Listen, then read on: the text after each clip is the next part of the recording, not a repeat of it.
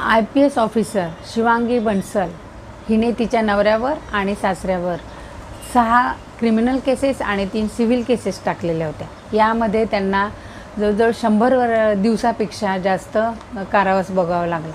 आता ह्या कोणत्या कोणत्या केसेस त्याने टाकल्यात तर त्याच्यामध्ये डोमेस्टिक व्हायलन्स आहे, त्या 498, क्रुएल्टी, नंतर हे मर्डर, रेप, नंतर क्रिमिनल ब्रीच ऑफ ट्रस्ट, अशा मोठ्या मोठ्या केसेस तिने टाकल्या होत्या.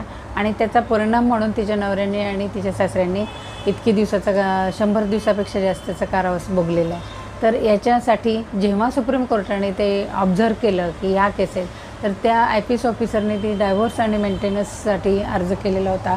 तो मिळावा म्हणून तिने एवढ्या ह्या केसेस टाकलेल्या होत्या.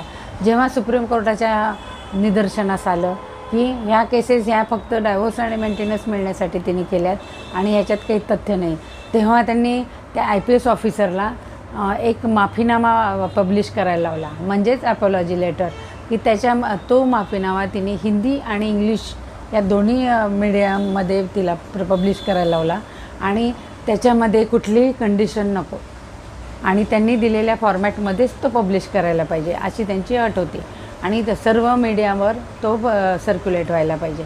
तर अशा प्रकारे त्यांनी अपॉलॉजी व्यक्त केली त्यांनी दिलेल्या फॉर्मॅटमध्ये आणि तिच्यावर रिस्ट्रिक्शन्स परत लावलेले होते की कुठल्याही थर्ड पार्टीवर ती ॲक्शन घेणार नाही, तसेच तिच्या पॉवरचा ती मिसयूज पण करणार नाही. आणि नेक्स्ट म्हणजे की तिचे जे सासरचे लोक होते ते पार्टीसुद्धा ह्या IPS ऑफिसरला काही प्रोटेक्शन हवे म्हणून त्यांनी त्यांच्यावरही रिस्ट्रिक्शन्स लावले होते की तेही परत ह्या अपॉलॉजी लेटरचा कुठेही दुरुपयोग करणार नाहीत.